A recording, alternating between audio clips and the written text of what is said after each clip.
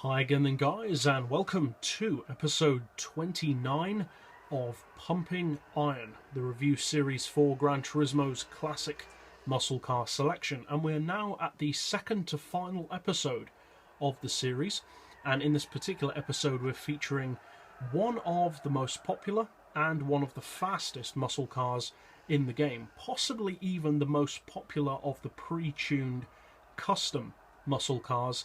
It is, of course, the Steilow Engineering 1969 Camaro-based Red Devil. Hugely popular car, immensely fast, sometimes considered to be a little bit faster than it actually is by some people, but nonetheless a very fast car, and certainly a worthy rival to the Jay Leno Oldsmobile. Now this car is something of a Frankenstein creation, because visually it's basically a 1969 Camaro. It's a little bit shorter and a little bit narrower than said 69 Camaro, mainly due to the smaller, less chromified bodywork, but it's a 69 Camaro nonetheless. Underneath though, it's actually more like a box-bodied Corvette, because the engine is, as I said, a Frankenstein creation. It's essentially a Z06 engine, but with a number of parts from the ZR1. Now the advantage of that is the ZR1, of course, is an extremely high performance vehicle, but the Z06 engine block itself is larger in capacity and can produce more power while still remaining under stressed. So in other words, it's never really working as hard to get its performance as the ZR1 has to. The ZR1 is a very tightly wound machine, whereas the Z06 kind of has that big lazy power of the American cars of old. And that suits this car well. It suits its image, it suits the style of vehicle, and it suits the way it delivers its power, or the way it should deliver its power. Now, technically, it's not really a classic Camaro anymore because of how much work it's been done, or has been done to it.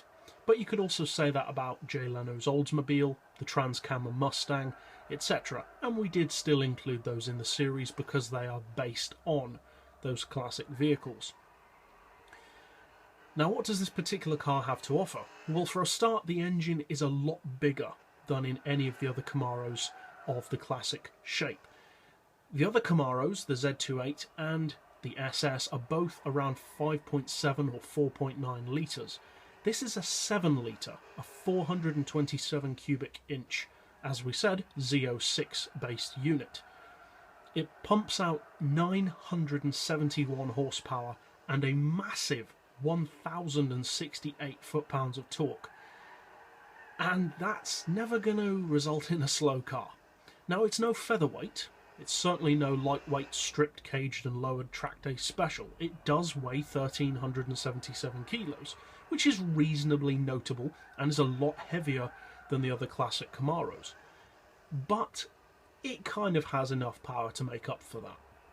As far as horsepower per tonne, it still puts out a supercar rivaling 705.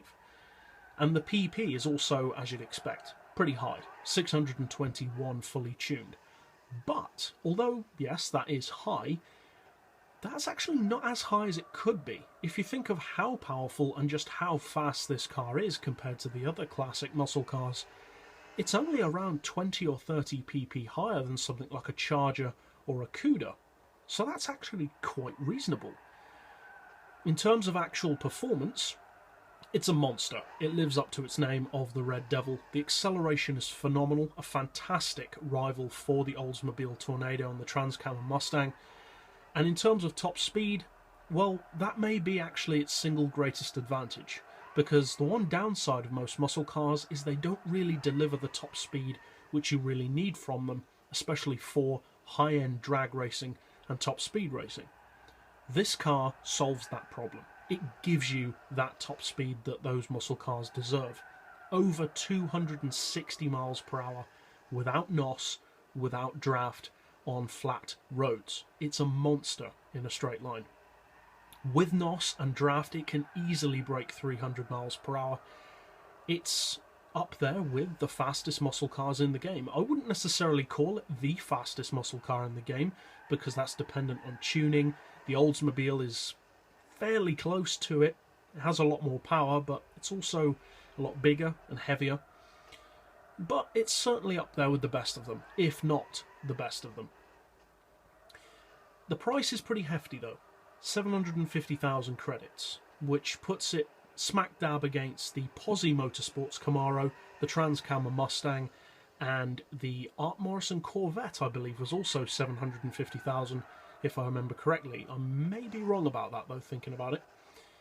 That does mean though that it's cheaper than Jay Leno's Oldsmobile, so that's instantly pretty good value. It's around 250,000 credits cheaper.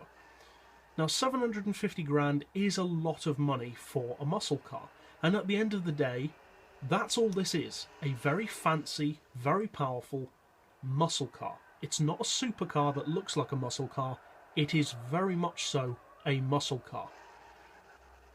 And 750 grand is a lot. That's roughly 10 times the price of most of the other muscle cars in the game. But this isn't just a show car. This can actually back up that price with usable advantages in both track performance, handling, top speed, and a variety of other specs.